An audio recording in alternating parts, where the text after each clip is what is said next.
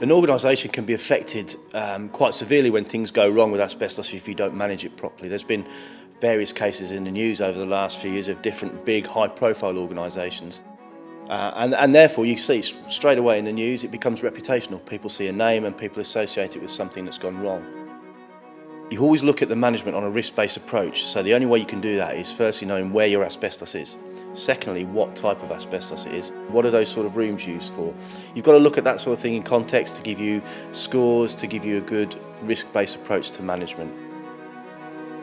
We do see time and again that people have a survey done and that's their approach to management. It gets locked in a drawer somewhere and you ask the question, what would happen if there was a fire?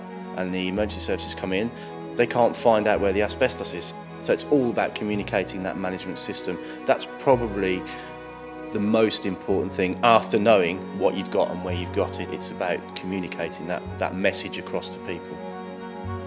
There's nothing to stop an organisation using the same company to manage and remove asbestos.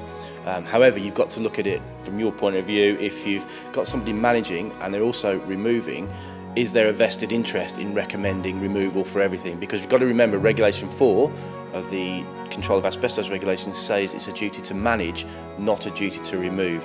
So if you have got a company that does that, then you've got to think, are they doing the right thing for me? It's always better to have an independent company that's managing and then they can refer removal work should it be needed.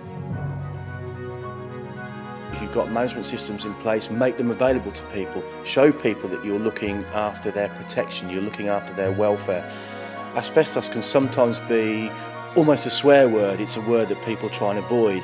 If you have asbestos stickers around a building, people are sometimes scared of letting people see them. But it's nothing to be scared of. If you're managing it correctly and if you're managing it properly, then transparency is the key.